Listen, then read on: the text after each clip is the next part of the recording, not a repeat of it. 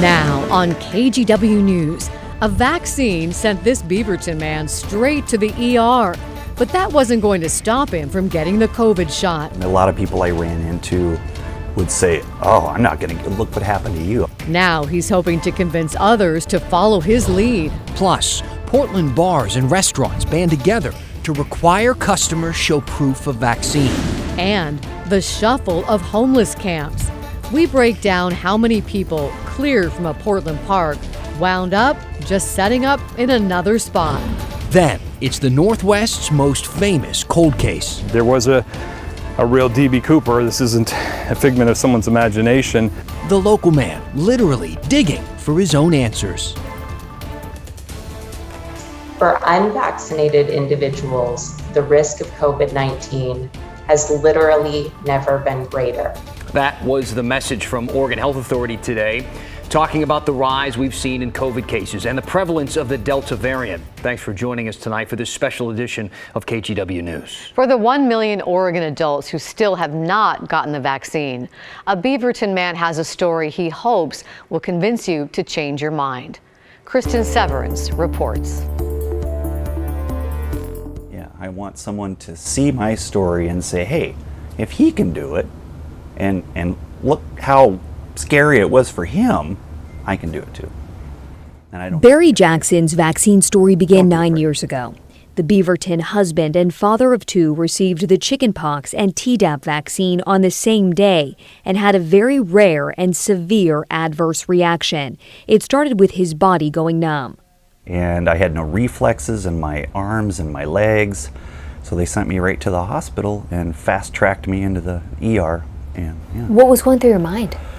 Scared to death. I mean, I didn't know what was happening, and I had so many doctors around me. It was unbelievable. Doctors said he had a reaction similar to the Guillain-Barré syndrome, or GBS, a rare condition where the body's immune system mistakenly attacks part of its nervous system.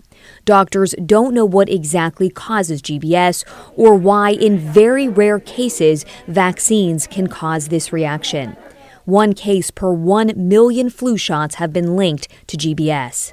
Yeah, Barry eventually recovered but has had lifelong effects. He still can't work, and one side of his body is still numb. Right about here from my shoulder all the way down to my foot. Even though he had a bad experience, Barry is all for vaccines. I mean, how could you be anti-vaxxer if it's so rare of a problem? And my wife's a nurse, and I'm all for science, and I've had many vaccinations over my lifetime. When the COVID vaccine became available, he was upset. People were using his story as a reason not to get it. A lot of people I ran into would say, "Oh, I'm not going to, look what happened to you. I'm not going to get that. Look what happened to you." And I would shake my head and say, "Yeah, but that's a 1 in 2 in 7 billion chance. It's not going to happen to you. It's too rare, too rare." After talking to his doctors and weighing his options, Barry got the COVID vaccine at the PDX airport drive-thru. He received the Pfizer shot in June. He said he's had no issues. If I got COVID, it would be very bad because I'm immunocompromised. So I had to weigh that out and decide for myself. Are you happy you got it? Absolutely, extremely happy. And I like to tell all the people that say, "Oh, I'm not going to get it." I like to tell them, "Well, I got it. Why can't you get it?" Barry wrote a detailed and personal Facebook post about the entire experience. He's hoping others get the shot too. According to the Oregon Health Authority, nearly 70% of adults in Oregon have at least one shot. That means more than 1 million adults are still unvaccinated. Experts say personal stories like Barry's can convince others. We know that oftentimes the messenger about vaccines is just as important, if not more so, than the message itself. Nina Gartner runs Boost Oregon. Their entire mission is to educate people about the safety and effectiveness of vaccines. She said people trust their own doctor, local medical providers, or family and friends when it comes to getting information about the COVID vaccine. The vaccine has been available for a while now. Is there a point where you just think, if someone doesn't want to get it, they're probably not going to get it?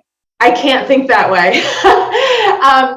The work that we do, we truly believe that people want the best for their own health, and they also want to keep their families safe. And vaccines are the answer to that. It's not in our society's benefit to give up on these people, because the only way we're going to stop this from spreading is if we stop it, if we slow it down and mash it into the ground. I'm Kristen Severance, KGW News. Oregon health officials echoed that sentiment again today, saying the vaccine is the way out of this pandemic. They did it while acknowledging Oregon is seeing more breakthrough cases of the virus in people who are fully vaccinated. And here are the numbers. In June, Oregon saw 1,700 people who were fully vaccinated test positive for COVID. That meant 8% of cases for June were breakthrough cases. In July, there were 2,300 breakthrough cases, so 19% of cases in July were in vaccinated people. An OHSU doctor told us the breakthrough number is likely rising because the vaccine was designed to stop the original COVID virus, and each variant is slightly different, making our body's response a bit less effective. The good news, if you are vaccinated and still get COVID, it likely won't be nearly as bad as if you were not protected. If you got the vaccine, that's really good, and it's going to be helpful, and it's going to increase your safety by a lot. It's very important to get the vaccination, but you're not bulletproof. An updated hospital study from the CDC showed the Pfizer and Moderna vaccines were still about 96% effective at reducing the risk of hospitalization, while the Johnson & Johnson vaccine was 85% effective in reducing hospitalization. With those rising case numbers, a growing number of bars and restaurants want people to show proof of vaccination. In fact, several Portland bars just created a vaccine coalition to support each other in that policy. Catherine Cook reports. At the Garrison in St. John's. Power in numbers is a real thing. That power isn't in how many customers are here, but rather in how many other bars are sharing this policy. Proof of vaccination required for indoor seating. It just seemed like the right thing with cases going up. The Garrison is part of a growing list of Portland bars requiring proof of vaccination. They call it the Portland Bar Vaccine Coalition, similar to what bars in other cities like San Francisco are doing. By Friday night, 17 names were on the list. If we all band together a little bit more, I think that the expectation won't be as drastic and there won't be as high of a backlash because it's just kind of the way things are. The businesses on this list aren't the only ones in Portland asking for proof of vaccination. But those who've been doing it for a while say it helps all of them. It's just good community. Damon Heimer co-owns Soul Bowl, also in St. John's. He's been requiring proof of vaccination for indoor dining for the last 2 months. I've only had a couple of angry people who've stomped off about it, but, you know, everyone has to make their own choices. We made ours, and they can make theirs. I think it's a good idea. I feel more comfortable personally in an indoor space knowing that other people around me have been vaccinated. Next week, Damon will even be offering a vaccination proof promotion. And we're telling people, bring your cards in, we'll laminate them, have a drink, do what you want to do. Seems like a fun thing for everybody. Back at the Garrison, this policy just seems reasonable and something they'll be sticking with for a while. We feel responsible to take care of ourselves as well as the community as much as we can. In North Portland, Catherine Cook, KGW News.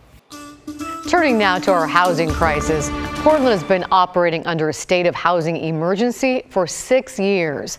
Now neighbors are calling the city's latest attempt to clear a large homeless camp a game of ping pong. We found dozens of people living in tents and cars outside Sunnyside School in Southeast Portland today. Everyone there said they came from Laurelhurst Park last week after the city forced them to pack up and move.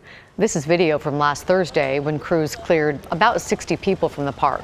Officials say about half went into shelters and temporary housing. The rest stayed on the streets and largely moved to Sunnyside. Campers and neighbors say this has happened before. In the last, maybe I think it was about 2 years this has happened. And it's kind of strange because in one moment the people are there and the next moment they're gone. Does it feel like it's fixing anything? I feel like it's not really fixing anything. It's just forcing them to move somewhere else. It's not a good look on Portland. Officials offered everyone camping at Laurelhurst beds in a shelter. People who declined pointed to the lack of long-term affordable housing. They argued they didn't want to go to a shelter if there was nowhere for them to go next. The city of Portland has a policy to prioritize clearing camps near schools, but officials haven't issued a timeline on this one at Sunnyside.